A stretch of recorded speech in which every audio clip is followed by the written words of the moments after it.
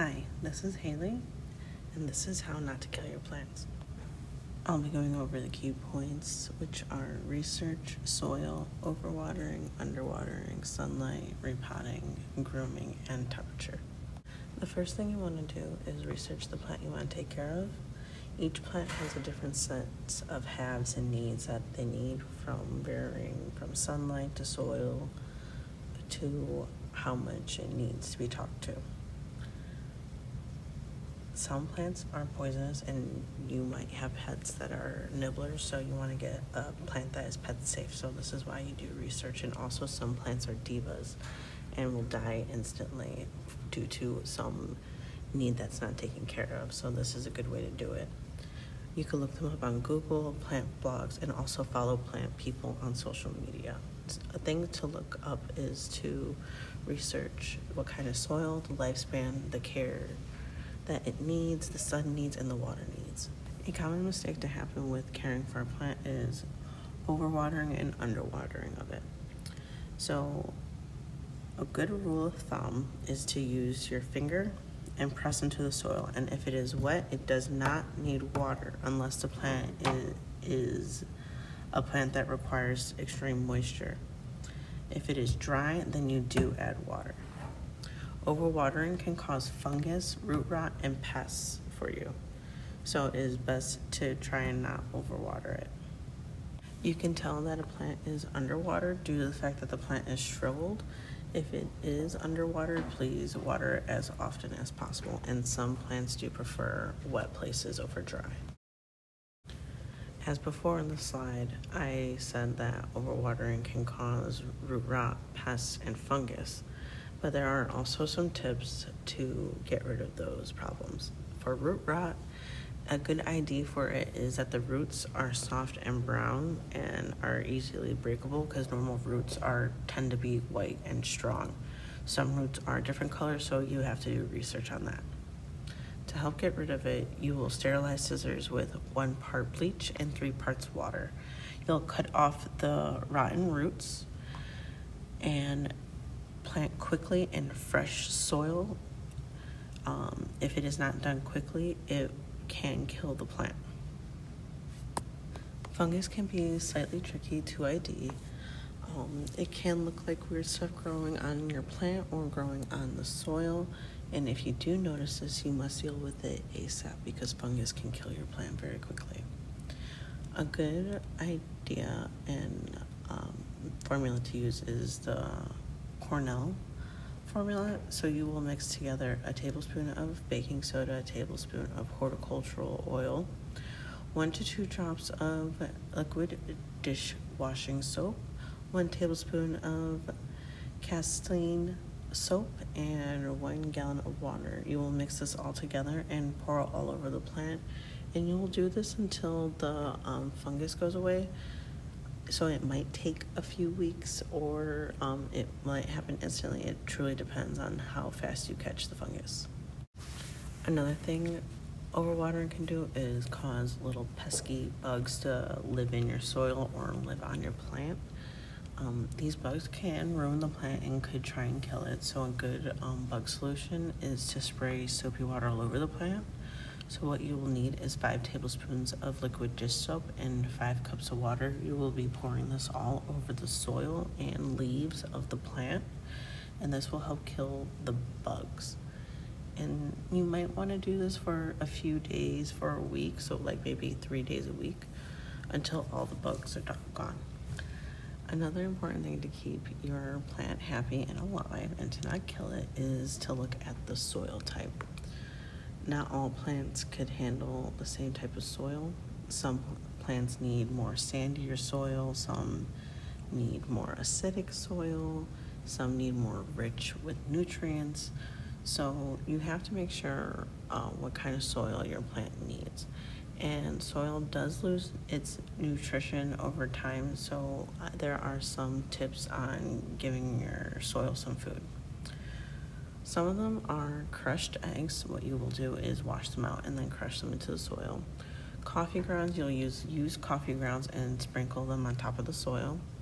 Banana peels, you can either cut up into tiny pieces and bury them in the soil, Or you could boil the peels in water for an hour, let the mixture cool, and then pour into the soil.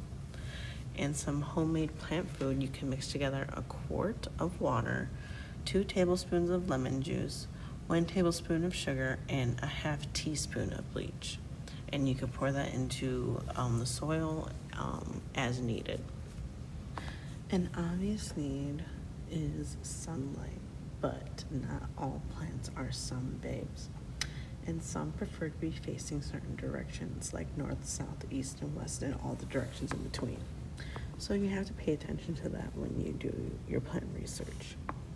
Direct sunlight plants are plants that need full exposure to the sun and little to no shade. So the best spot for these is like a nice sunny window or right underneath a grow lamp. A good example of these flowers and plants are the sunflowers, aloes, and jade plants. Indirect sunlight are plants that need some sun, but they also need shade. So the best spot for them would be more inside the room. So the room could be bright and sunny, but the plant should not be in direct sunlight. So a good example of these plants are the ZZ plant, pothos, and lucky bamboo. And I know this to be true because I put my bamboo in the window and I gave her sunburn, and I definitely thought I possibly killed it, but luckily it is healing and it is going back to full green instead of the sunburn patch. Then there are shade plants. So these plants need little to no light. So the best spot for them is a room with no windows. So artificial light is definitely perfect for them to grow. So a good example of these plants are spider plants, peace lilies, and white orchids. A thing people tend to forget about plants is just because the top is getting bigger, the bottom is also getting bigger too. So you must repot plants about every 12 to 16 months, depending on the size pot you have. If you have a big enough pot, you could go longer without repotting it. Signs that you need to repot your plant can contain these or a combo of these, and they are roots that are pushing up the plant, roots that are in the drainage holes of the pot, the plant is falling over a lot, the plant above the soil is 3 times bigger than the pot, and the plant isn't growing as fast anymore. These signs can be just one, or it could contain all these signs. To repot your plant, you're gonna first get a pot that is 2 to 3 times bigger than the pot that you already have. If you wanna go bigger, that is fine. You're then gonna carefully take the plant out of its old pot and dust off the roots from the old soil, because you're gonna be putting fresh new soil in the pot. You're gonna check the roots for bugs, rot, or fungus. If there is none of these things, then you're gonna place the plant into the new pot with fresh soil, and then once it's fully buried, you're gonna then water it. And then it's all set to go. Another tip to keep your plant alive is you must groom the plant. Plants need to be pruned and also deadheaded and their leaves wiped. So to deadhead, you are going to cut off or pick off the fully bloomed flowers, and this will help promote growth. You will wipe off the leaves of dust. So some leaves have a waxy surface and collect dust. So to do this, you will need a little bit of soap and water and a rag and wipe off the leaves. Another thing is to cut off the dead leaves and to remove the old leaves from the soil, because you don't want them to rot in the soil. So the final tip to this program is temperature. Plants do get hot and they do get cold. So if you notice that your plant isn't doing too well and you've considered all the other factors and nothing is working for those, consider where the plant naturally lives.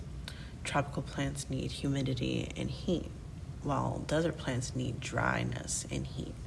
And temperate plants need a balance of hot and cold, with just the right amount of water and just the right amount of dryness. So always put that into factor when you're taking care of a plant. There you have it. Here are some tips, tricks, and info on how to keep your houseplants alive and not to kill them. Thank you. Have a good day.